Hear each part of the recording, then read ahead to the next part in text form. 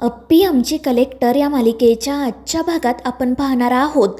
7 वर्षांनंतर अमोल आणि अर्जुनची भेट होते। ते दोघेजण एकमेकांना मिठी मारून रडत असतात आणि त्या दोघांची ही भेट बघून अप्पीच्या डोळ्यात सुद्धा आनंदाश्रू येतात। तितक्यात मग इतर पोलीस देखील त्या ठिकाणी येतात आणि ते मॉन्टी सातोच्या सगळ्या त्या गुंडांना तेथून घेऊन जातात। तर इकडे अर्जुन अमोलला विचारत असतो की बाळा तू घाबरला तर नाही ना, त्या गुंडांनी तुला काही केलं तर नाही ना? आणि त्यावर अमोल सांगतो की नाही बाबा, कारण मी स्ट्रॉंग बाबांचा स्ट्रॉंग मुलगा आहे ना। आणि ते ऐकून अर्जुनला तर खूप आनंद होतो। तो रडतच अमोलला जवळ घेतो। तर अप्पी मनाशी म्हणत असते की देवा 7 वर्ष तू मला वाट बघायला लावली या दोघांच्या भेटीसाठी। आणि मग ती हसतच त्या दोघांकडे बघते। त्यानंतर मग अर्जुन आणि अप्पी अमोलला घेऊन बाहेर जातात। अमोल तर बाबांसोबत खूप गप्पा मारत असतो आणि त्याचं बोलणं ऐकून अर्जुनलाही खूप आनंद होत असतो। आणि मग त्यानंतर अमोल म्हणतो की बाबा मी तुमच्यासाठी आणि मासाठी एक नाटक बसवलं होतं, मला ते तुम्हाला करून दाखवायचं होतं, पण त्यासाठी लागणारं सामान इथे नाही आहे। त्यावर अप्पी म्हणते की काही हरकत नाही, तू तसंच करून दाखव। आणि मग त्यानंतर अमोल त्या दोघांना शहेनशाह आणि अप्पी एकत्र कसे आले याचं नाटक करून दाखवतो। आणि त्याचं ते नाटक बघून अप्पी आणि अर्जुनच्या डोळ्यात पाणी येतं। ते दोघेही हसत असतात, त्यांना ते सगळे क्षण आठवत असतात। आणि मग अर्जुन अमोलला प्रेमाने जवळ घेतो। अमोल म्हणत असतो की बाबा खरं तर मला तुम्हाला हे सगळं फादर्स डेच्या दिवशीच करून दाखवायचं होतं। त्यावर अर्जुन त्याला समजावत म्हणतो की काही हरकत नाही, आज आपल्या दोघांची भेट झाली आहे ना, मग आजच आपल्यासाठी फादर्स डे आहे। आणि मग त्यानंतर अमोल पटकन तेथून निघून जातो आणि अर्जुनसाठी काही फुलं घेऊन येतो।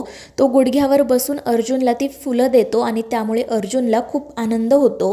त्यानंतर अमोल त्या दोघांना म्हणतो की प्लीज माझ्यासाठी तुम्ही दोघेजण एकत्र या। मात्र त्यावर अप्पी आणि अर्जुन काहीच उत्तर देत नाही, ते फक्त अमोलकडे बघत असतात।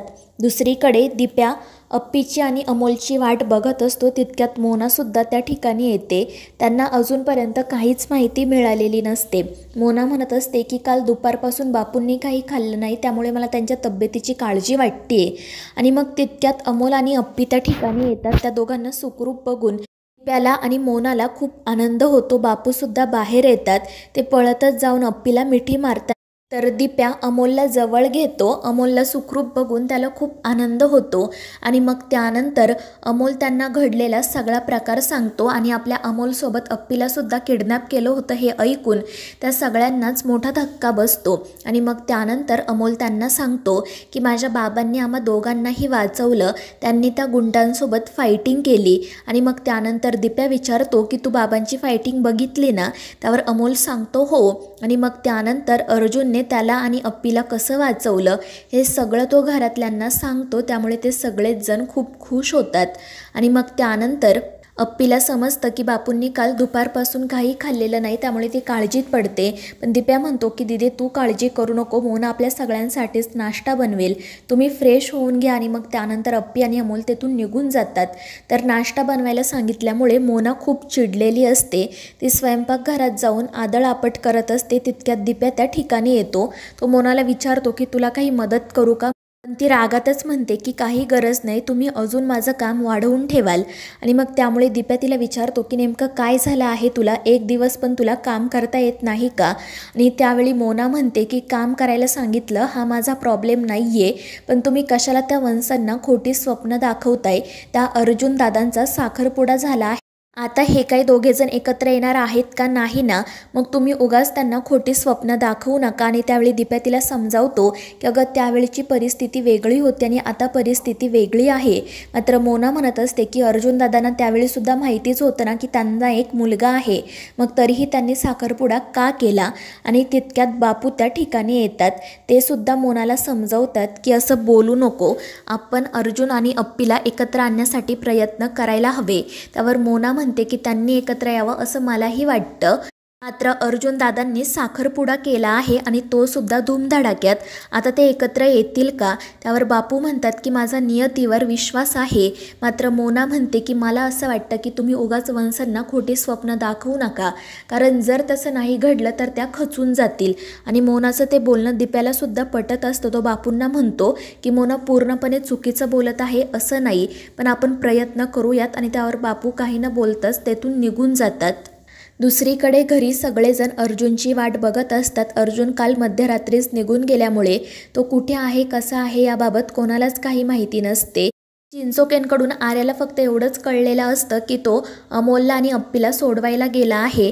आणि त्यांचं बोलणं सुरू असतानाच अर्जुन त्या ठिकाणी येतो. त्याला सुखरूप बघून सगळ्यांनाच खूप आनंद होतो. स्वप्नील त्याला अमोलबद्दल विचारत असतो आणि मग त्यावर अर्जुन सांगतो की अमोल सुखरूप आहे. त्या गुंडांनी अमोलनंतर अप्पीलासुद्धा किडनॅप केलं होतं आणि ते ऐकून सगळ्यांनाच धक्का बसतो. तर अर्जुन सांगत असतो की खरं तर अप्पीने स्वतःच्या किडनॅपिंगचा प्लॅन बनवला आणि मग त्यानंतर तो घडलेला सगळा प्रकार त्यांना सांगतो. आणि अप्पीची ही हुशारी बघून स्वप्नीलला आणि कदमांना तर तिचा खूप अभिमान वाटतो. स्वप्नील म्हणत असतो की खरंच अपर्णा हुशार आहे. मात्र तितक्यात आर्या म्हणते की यात काय हुशारी आहे सर, जर त्यांना किंवा अमोलला काही झालं असतं तर, आणि त्यांचा काय अर्जुनवर विश्वास नव्हता का? अर्जुनने काहीतरी करून अमोलला शोधून काढलंच असतं ना. पण तिच्या बोलण्याकडे अर्जुन लक्ष देत नाही. आणि मग त्यानंतर कदम अर्जुनला विचारतात अरे आपला अमोल कसा आहे, तू त्याला भेटला ना? आणि त्यावर अर्जुन सांगतो की हो कदम, मी त्याला भेटलो, त्याला मिठी मारली, त्याला माझ्या कुशीत घेतलं. आणि मग तो कदमांना सांगतो की तुम्हाला माहिती आहे का आपला अमोल कोण आहे? आपल्या समर कॅम्पमधला सिम्बाचा आपला अमोल आहे. आणि ते ऐकून कदमांना तर खूप आनंद होतो. रुपाली स्वप्नीलकडेच बघत असते. आणि मग त्यानंतर अर्जुन कदमांना घडलेला सगळा प्रकार सांगतो, अमोलसोबत मारलेल्या गप्पा सांगतो. आणि त्यामुळे कदमांनासुद्धा खूप आनंद होतो. ते म्हणत असतात की मी सुद्धा त्याला 2दा-3दा भेटलो आहे. आणि जेव्हा मी त्याला भेटलो ना तेव्हाच मला जाणवलं की याच्यामध्ये आणि आपल्यामध्ये काहीतरी नातं आहे. आणि खरं तर मला याचं कौतुक वाटतंय की अप्पीने त्याच्या मनात कोणतंही विष भरलं नाही. आणि त्यावर अर्जुन म्हणतो की खरं आहे कदम, आज आपल्या अमोलला बघून मला असं वाटलं की मी अप्पीला ओळखायला खरंच कोणतीही चूक केली नाही. मी 7 वर्ष माझ्या मुलापासून लांब होतो, मात्र अप्पीने त्याला माझ्याबद्दल एवढं काय काय सांगितलं आहे ना की त्याच्या मनात माझ्याबद्दल खूप आदर आहे. आज जेव्हा मी त्याच्या समोर गेलो तेव्हा त्याने मला बाबा अशी हाक मारली. आणि त्यावेळी त्याच्या डोळ्यात जे होतं ना ते अप्पीचे संस्कार होते. तिने आपल्या अमोलला आई आणि वडील दोघांचंही प्रेम दिलं आहे. तिने खूप छान संस्कार केले आहेत त्याच्यावर. आणि ते ऐकून कदम आणि स्वप्नीलला खूप आनंद होतो. रुपाली आणि आर्याचा मात्र चेहराच पडतो. आणि मग त्यानंतर आर्या लगेच तेथून निघून जाते. तर रुपाली मनाशी म्हणत असते की भाऊजी आता अमोलला भेटलेत ते ठीक आहे, पण आता ती अप्पी या घरात उंबरठा ओलांडून येता कामा नये, त्यासाठी काहीतरी करायलाच हवं.